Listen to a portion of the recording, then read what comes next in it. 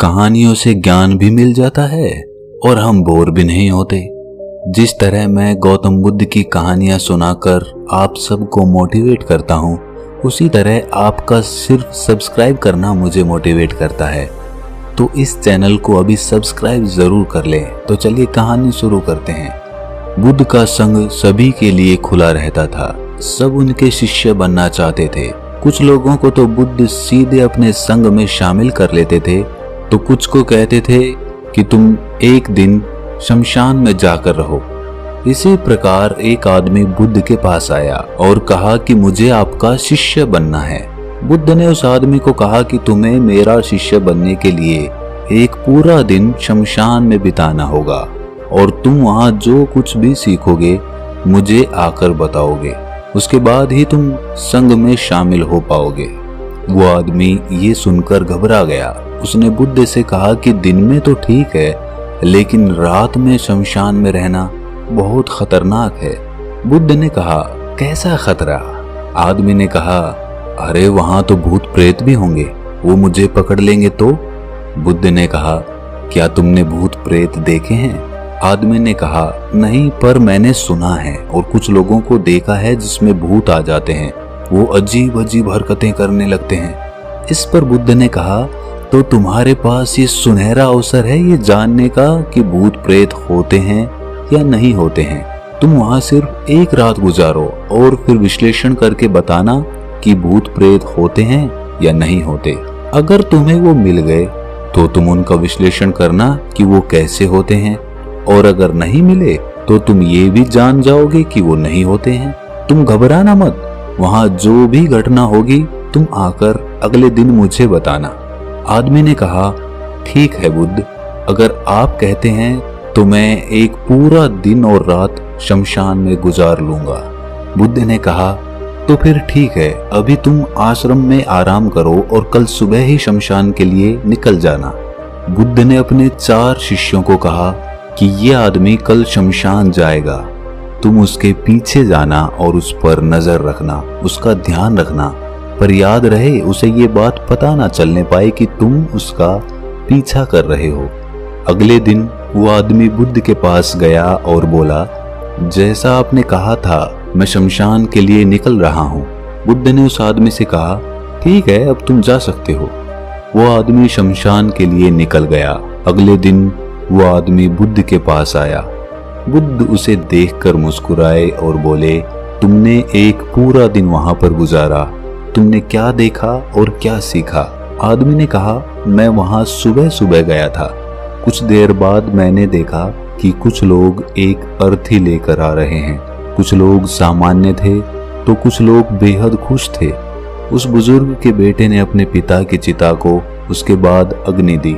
वो सब वहां पर कुछ देर तक खड़े रहे। उसके बाद एक एक करके सब लोग वहां से जाने लगे। थोड़ी देर बाद वहां 2 और अर्थी आई, जिसमें एक अर्थी किसी अमीर आदमी की थी जो बहुत सजी हुई थी, उसमें बहुत सारे लोग थे, जबकि दूसरी किसी गरीब आदमी की थी जो बेहद साधारण थी, उसमें थोड़े बहुत लोग थे। अमीर आदमी की चिता चंदन की लकड़ी पर जलाई गई, जबकि गरीब आदमी की साधारण लकड़ी पर। पहले अमीर आदमी की चिता को जलाया गया क्योंकि वो अमीर था, जबकि बाद में गरीब आदमी की। थोड़ी देर बाद दोनों आदमी की चिता को जला दिया गया।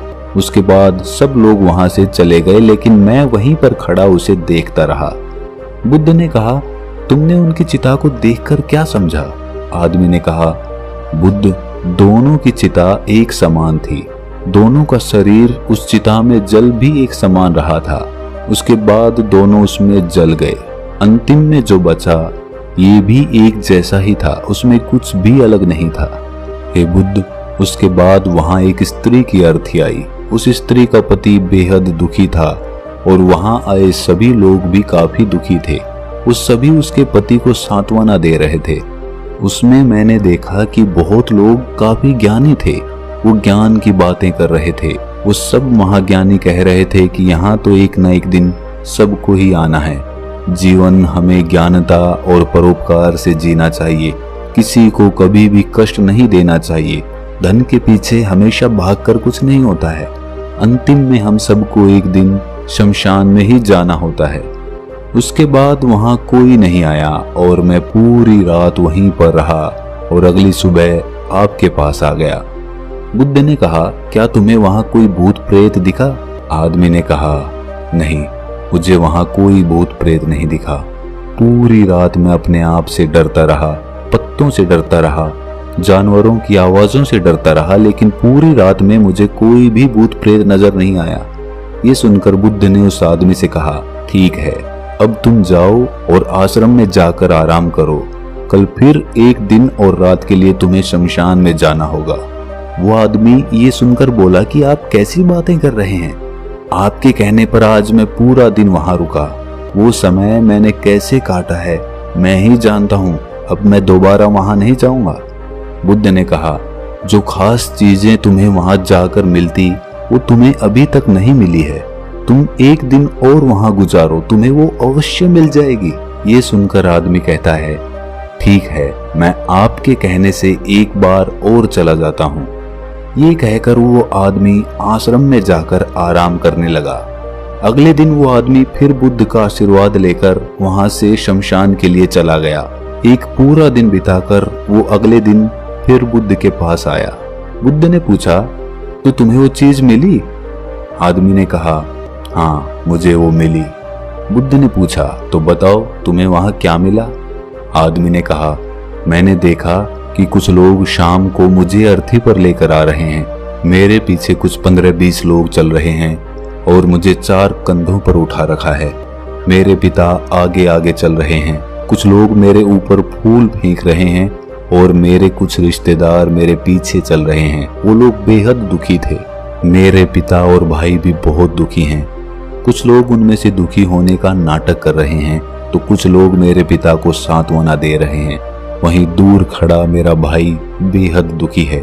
कुछ लोग उसे सांत्वना देकर बोल रहे हैं कि तुम ही अब सबके इकलौते वारिस हो, तो कुछ लोग कह रहे हैं कि ये गलत हुआ।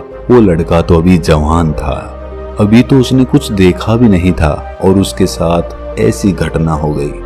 तभी मुझे अर्थी पर लेटा दिया गया और सारा क्रियाकर्म खत्म किया जाने लगा।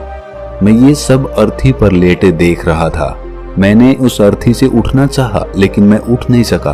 मैं सांस लेना चाहता था लेकिन सांस भी नहीं ले पा रहा था क्योंकि मेरे अंदर सांस ही नहीं थी। मैं अपने पिता को गले लगाना चाहता था लेकिन मैं उठ नहीं सकता था। मैं अपने भाई को गले लगाना चाहता था, उसे कहना चाहता था कि तुम माता पिता का ध्यान रखना, लेकिन मैं बस लेटा लेटा सब कुछ देख सकता था लेकिन कुछ कर नहीं सकता था। उसके बाद मेरी चिता पर लकड़ियां सजाई जा रही थी और मुझे उस चादर के पार कुछ दिखाई नहीं दे रहा था। फिर उसके बाद मुझे गर्मी महसूस होने लगी। फिर मैंने देखा कि मुझे जलाया जा रहा है। मेरे हाथ पैर जलने लगे हैं, मेरी हड्डियां, खाल सब जलने लगा था। धीरे धीरे अग्नि और ज्यादा बढ़ गई थी।